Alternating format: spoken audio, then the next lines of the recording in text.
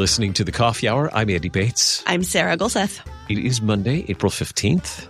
If you live in the United States, that may mean something that may be a bit stress-inducing, but don't worry, it's Mental Health Monday. Yes. And the emotion we're exploring today is calm. Very appropriate. Very appropriate for Monday, April 15th. We are going to get into our Mental Health Monday conversation in just a moment. Thanks to Concordia University, Wisconsin for supporting the Coffee Hour.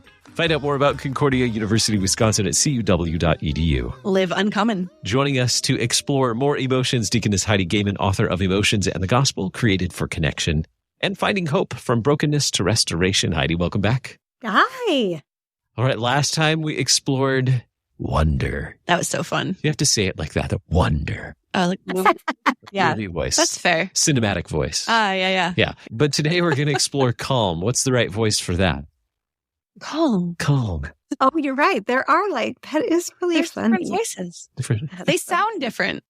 It's so good. I in my therapy office with kiddos, we practice emotion charades with to build our granularity. We call it our vocabulary of emotion and have way more words to describe our emotion because it's really helpful for emotional processing. And so it is wild what they can come up with to get me to guess the different emotions. It's so fun. So I'll have to tell them okay, let's just do this with our voices. I love it. Okay, thanks for the idea, you guys. That's amazing. I want to play emotion charades. Next party game. All right. So should we start with the definition? How do you define it? Yeah. I mean, okay, so I did a real deep dive with this one because I just realized that calm was so elusive for people. And it, particularly in Christianity, was something that people put a high value on. And it's funny because I have a friend who tells me Heidi, you'll never be chill. You're calm, you're just never chill.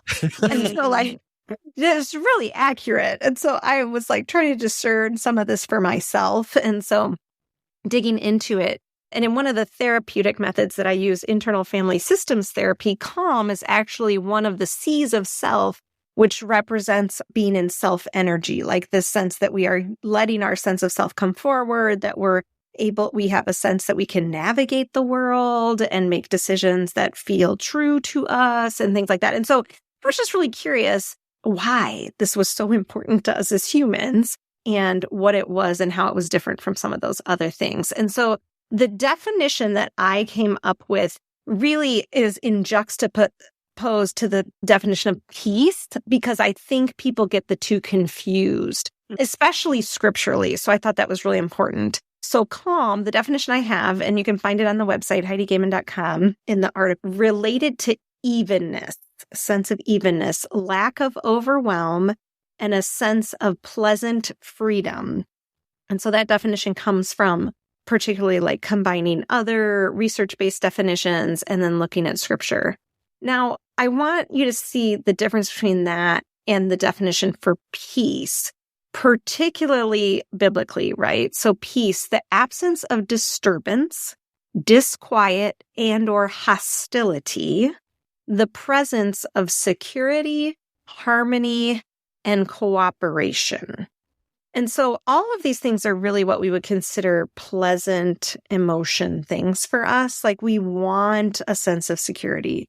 We don't really enjoy being overwhelmed. We want that sense of evenness. However, I think a lot of times, we, as Christians, expect peace to be present in our life more often. We end up kind of hamster wheeling the situation to try to get to peace in life, when really the most of what we're going to experience in a broken world is calm. And that's calm can be curated with skills and with attention to God and ourselves and understanding those things. Whereas peace, particularly as a fruit of the Spirit, is something, we call it the peace that passes all understanding for a reason. It's supernatural in nature in a broken world. And there is a not yet component to peace. And so if we continue seeking that solid sense of security, while we do have that in God and in Jesus Christ, we're also going to have that duality of the brokenness with it. And so kind of without negating like the work of the Spirit and peace being present on occasion, like calm is the daily thing that we are looking for. Is it possible to have calm without having peace? Do these always come hand in hand, or is there some way to experience them in opposition to each other? Oh, that's a good question.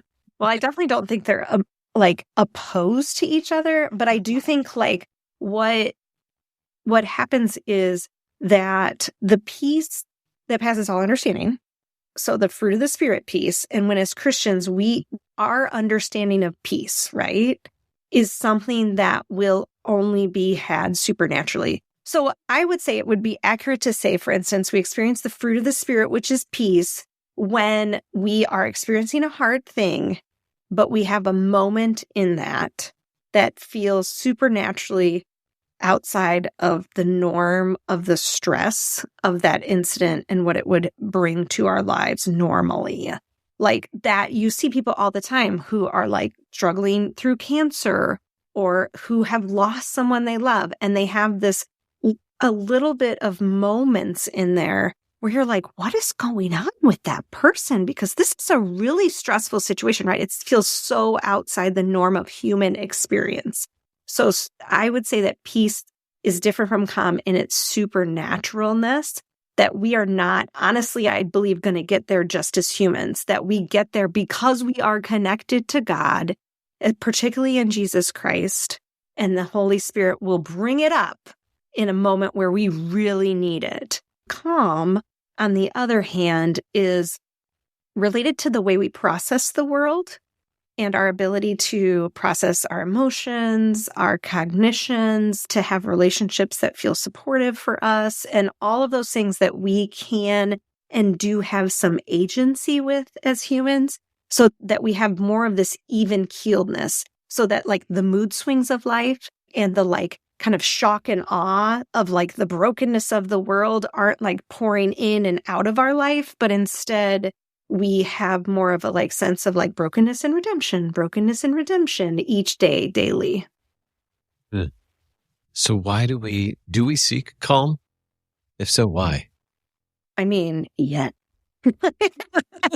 I mean, maybe I'm like a little, but as someone who I think doesn't naturally have that sense of evenness, that like I came out of the womb with a little bit more of that like mood adjustment going on, like highs and lows being pretty strong. And like, I think our sensory system, again, just like sensory system and emotion, so interlinked, right? If we are easily overwhelmed because of our nervous system, that isn't usually on us. That's on stuff that happened to us or just the nature of being a body in the world. And so I think that we then hunger for it. Like, and that is, I think, part of God's provision.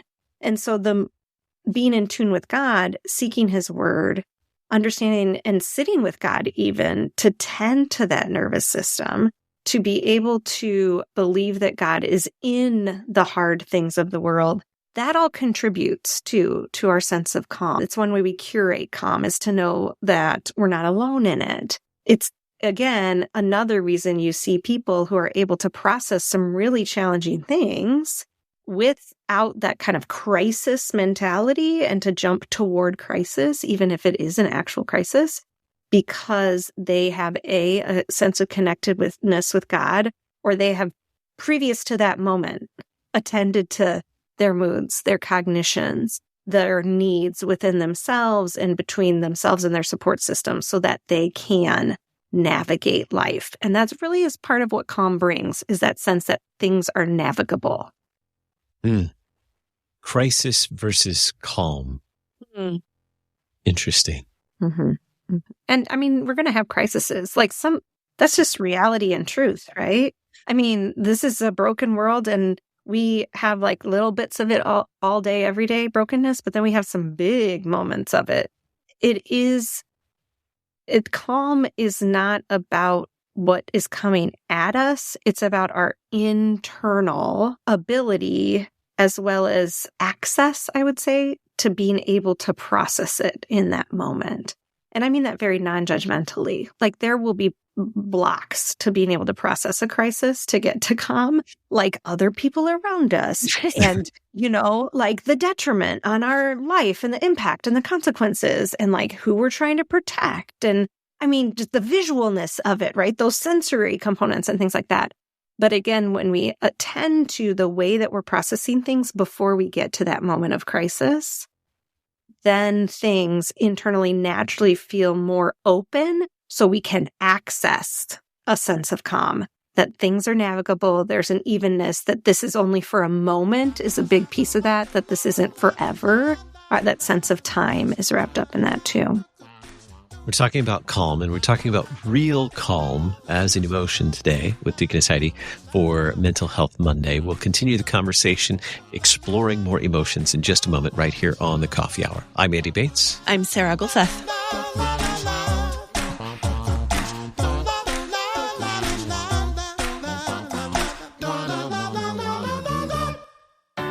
At Concordia University, Wisconsin, we believe you were created for a reason. To use your God-given gifts to help others. To live a life of self-sacrifice in a me-first world. To live a life that's uncommon. Whether you're taking one of 50-plus online programs or learning with us in person on the shores of Lake Michigan, you'll be equipped to make an uncommon impact. Learn more at cuw.edu. Concordia University, Wisconsin. Live uncommon. Sharing our faith can sometimes be hard, especially face-to-face. That's one of the reasons KFUO is here, to share God's Word globally on your behalf and to equip you with the knowledge, confidence, and words to share Jesus yourself. This Share-a-thon, make a gift to KFUO Radio so we can continue sharing Christ to the world. Donate online at kfuo.org/shareathon. That's kfuo.org/shareathon.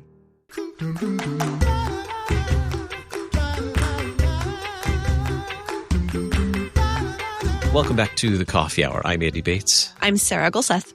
All right. I kind of alluded to this earlier when I said we're talking about real calm. It's Mental Health Monday. We are exploring more emotions with Deaconess Heidi Goehmann. She's the author of Emotions in the Gospel, Created for Connection.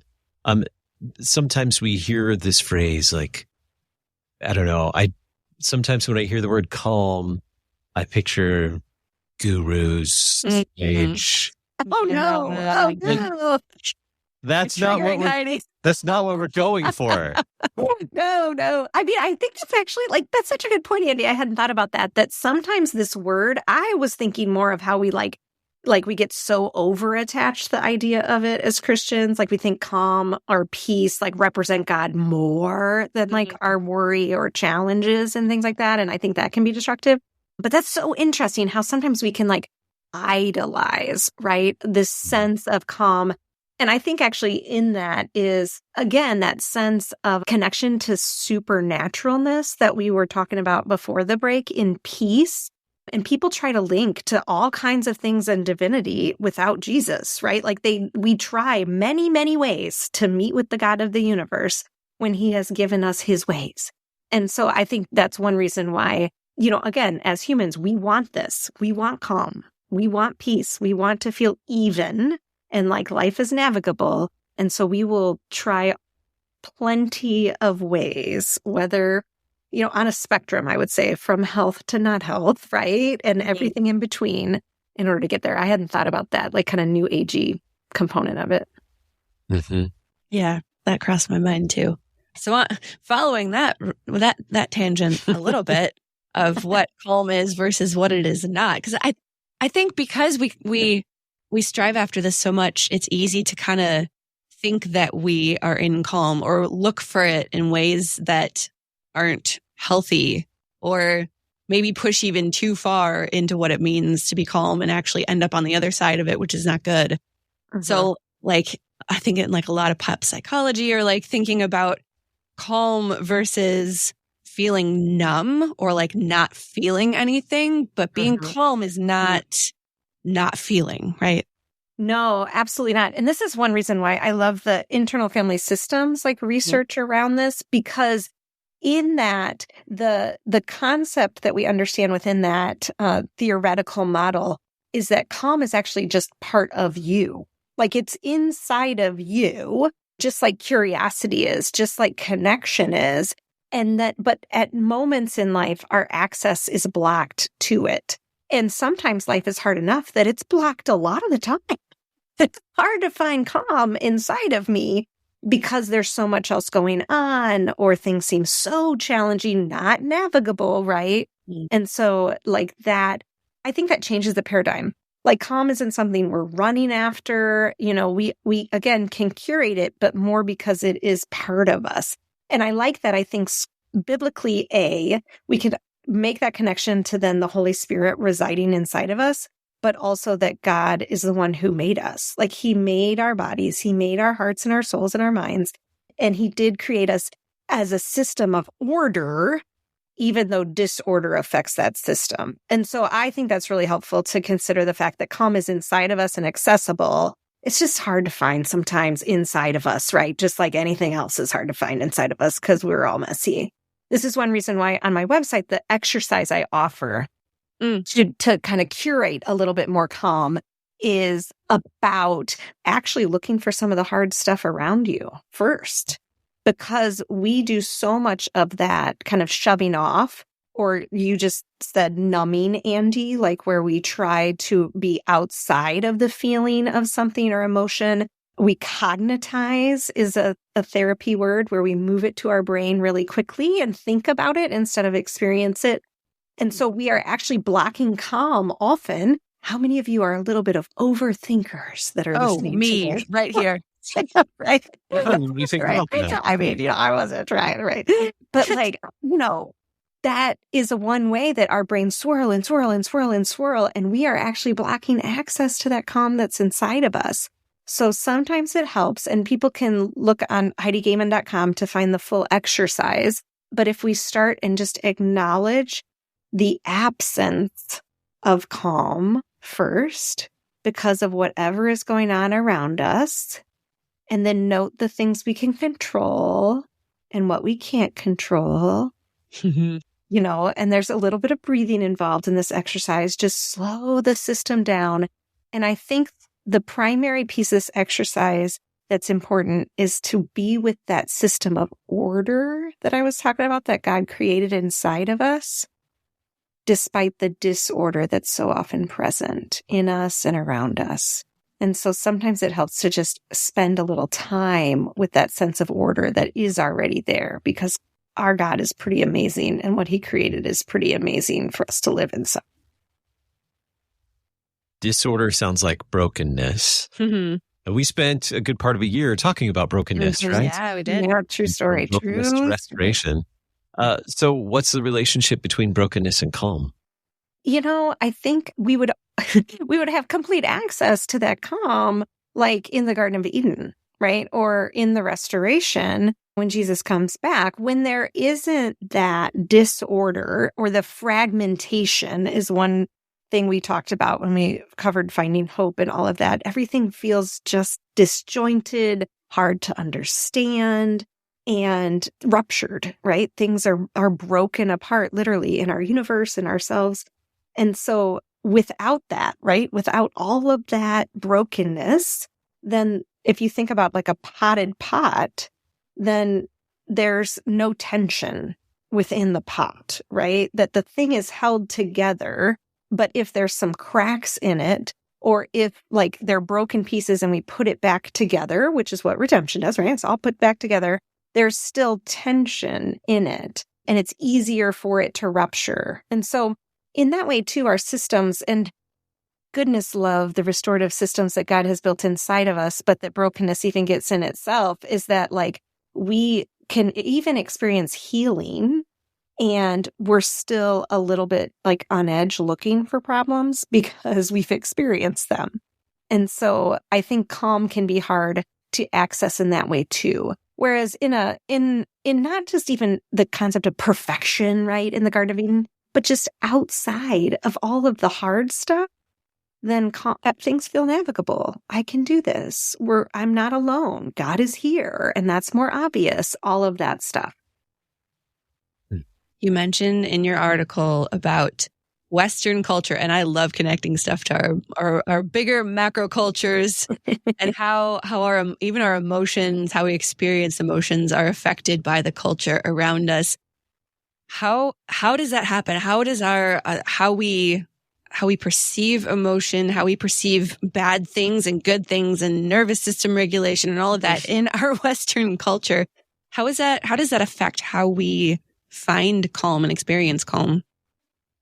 I think that Western culture and the idea of calm is best represented in the Taylor Swift song, "You Need to Calm Down," right? Like, that's a very Western approach to this problem. And who has that ever helped when they're panicking? Just calm down. You need to calm down. You need to. When has that ever worked? It doesn't surprise. And we keep trying it, right? We keep trying it, partly because it's so culturally ingrained. And this has to do with the background idea in our culture that it is very choice-based, that our emotions are choice-based, that our experience of the world is extremely choice-based, that none of this is impacted by brokenness, and our agency to navigate things, our socioeconomic status, the prejudices around us, the biases, all of that stuff. Like, when in reality, everything we experience is far more complicated than me choosing an emotion or choosing a way of being. And I think it unfortunately puts God in this space where if we're outside of that, right? So if I do experience a crisis and I'm not calm, or if I experience a Monday and I'm not calm, then, what is wrong with me? And is God willing to tend to that? And where is he? Is he present? And so it does have this like disconnecting component with that Western lens that it's on me to get my act together. I do think it impacts our delivery of the gospel too, right? Most people are most open to the gospel when, guess what? They're not calm. Like, they're not in a place where life feels navigable and even. And so if we instead can be with that and let the complications be there and see past maybe their own shame or the shame the world has put on them, to let them know that there's a God who can connect in this and can bring calm, right? Can expand that access to a sense of calm outside of what they're experiencing in brokenness. And that's why I wrote Finding Hope. Let's give some words to this experience, right? Then the gospel can be, I think, more gently delivered and connect a little more easily in a culture that they're already experiencing shame and hurt because we're telling them to calm down all the time. Not that, dear Miss Taylor Swift, like, I understand that is a little bit of a parody almost in a song. Like, I don't think that's the message of the song, but it's a good representation of how people talk in Western culture. Well, in Western culture, though, this is hard for Lutherans to grasp, but in Western culture, especially in American evangelicalism, we embrace Pelagianism, pull yourself up by your own bootstraps. Yep. I don't know why we American this. spirit. Yes. Like, it's built into us. It's just so weird. So, I mean, that makes sense that we also think that, if you try hard enough, you can be calm. Yes. Right. I'm not trying hard enough. Right. Well, and I love it. I love God's response to all of our brokenness is Jesus, right? Like, he's like, you don't come to me and fix yourself. I'm going to come to you. I'm going to fix some stuff and we're going to be in it together. And it's still going to be hard, but like, we're going to do this together. And I just feel like that's so different than actually any culture, but especially ours, that when we do find it, you guys, it's so good. And it does naturally then build some access to that sense of calm, because we believe that God is for us, not against us. And that naturally opens that access point to that sense of, oh, there's some order here. There's a God who's in charge and loves me. Valuable thing to remember next time someone says, just calm down, even if it's you saying that. Yeah. I have a bad habit of that. You have got to calm down. Sorry, guys. Untrue, right? Like, we use it because it's a little true, but not all the way true. All right. Let's see. Insights for recognizing or finding calm as we wrap up our time together with just about a minute or two. Yeah, I think that being able to look for both the broken and the good in the world, right? That evenness or whatever, being with those dualities of life really helps us to be able to then be in the balance of them, which is what evenness is, right? That sense of internal, oh, okay, like not all of this is horrendous. And I'm also not like, positivity this to death and trying to like hide the brokenness stuff too. And so I think that's really helpful just to look around you, name some things that are good, name some things that are hard, and let both be present at the same time. Exploring more emotions with Heidi Goehmann here on Mental Health Monday. Thank you so much, Heidi, for helping us explore calm today. That was helpful. Thanks for having me. You've been listening to The Coffee Hour. I'm Andy Bates. I'm Sarah Gulseth.